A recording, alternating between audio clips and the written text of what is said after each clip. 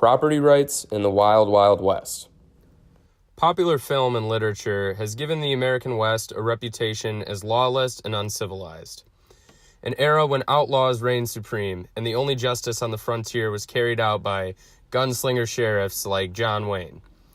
Actually, the West was not so wild, and there were systems of law set up by the Western settlers to protect the property rights in land. These, along with federal laws incentivizing Western expansion, have evolved into the laws we have today and shaped the American West. During the westward expansion, much of the land was settled by squatters. A squatter was someone who unlawfully occupied a piece of unused land.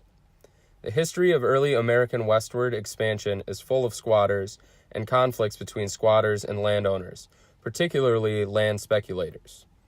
By 1807, the problem had reached the point where a federal law made it a crime to squat on public lands, and federal marshals or troops could be called out to remove the squatters, although it did provide that actual settlers could apply to be tenants at will of the government.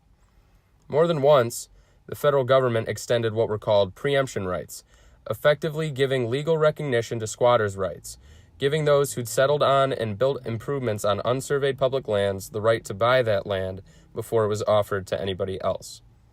Squatters' rights and preemption laws in the early 1800s laid the groundwork for many later laws, such as the Homestead Act, and incentivized more people to move westward, develop the land, and mine natural resources such as gold. The untapped resources and undeveloped land of the western United States afforded many opportunities to enterprising companies and individuals. But with little to no enforceable law by established governmental institutions in many parts of the West, people had to come up with their own systems of law and enforcement. Without protection of property rights, it would have been impossible to make use of the extensive resources in the West. Two of the most lucrative economic opportunities that drew people to the West were cattle driving and mining. Difficulties arose in enforcing property rights for both of these assets. The borders of land properties could be surveyed and clearly defined. It is much more difficult to keep track of thousands of cattle wandering around the open West. Livestock would often get lost or stolen by cattle rustlers. This created the need for a better identification system for cattle. The advent of branding was one of the most important innovations of the Wild West. It allowed cattle drivers to prove ownership by having their specific brand on livestock. While branding had existed for thousands of years, the system of brands developed in the West revolutionized it and is still in use today. Stealing cattle was a common practice in the West, and private firms that had been affected by cattle rustlers would organize volunteer groups to do raids on the thieves. Branding systems facilitated more effective ex post punishment for stealing cattle by allowing law enforcement to see whose property rightfully owned it. Delivering justice in the frontier was paramount to protecting their own property rights, and the branding system allowed cattle to be returned to their rightful owners.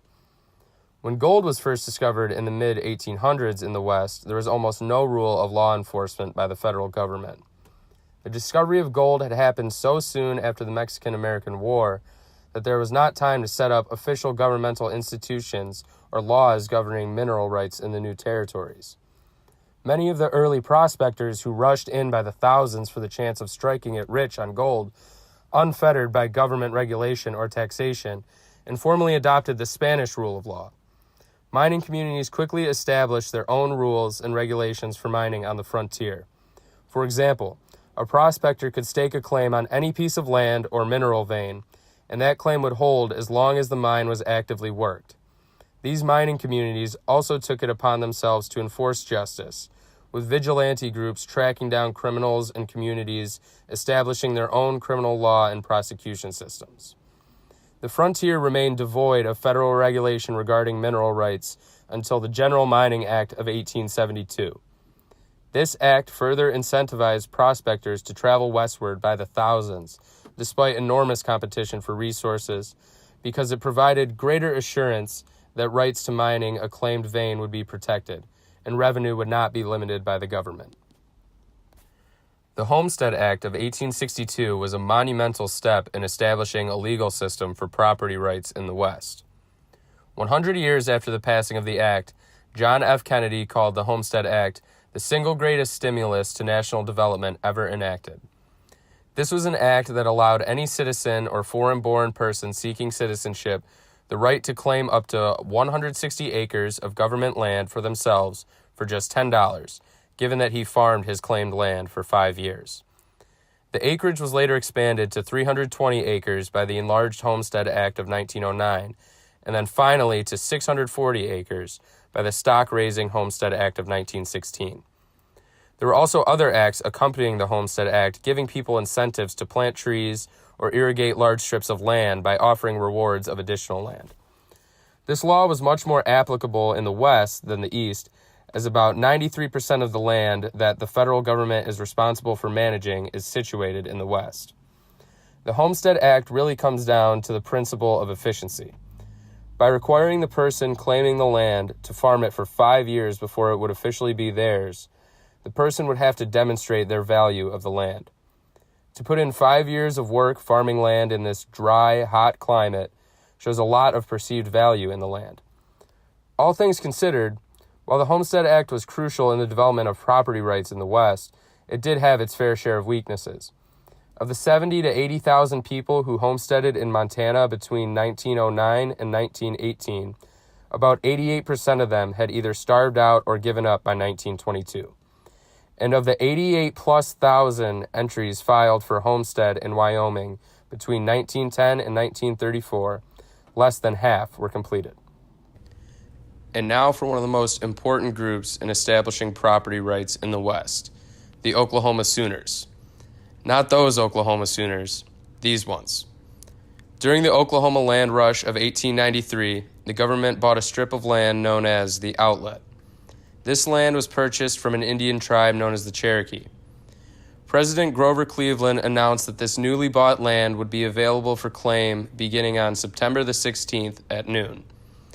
Everybody knew that this land would be able to immediately generate positive annual returns for owners, making it more valuable than the public land being offered up for homestead.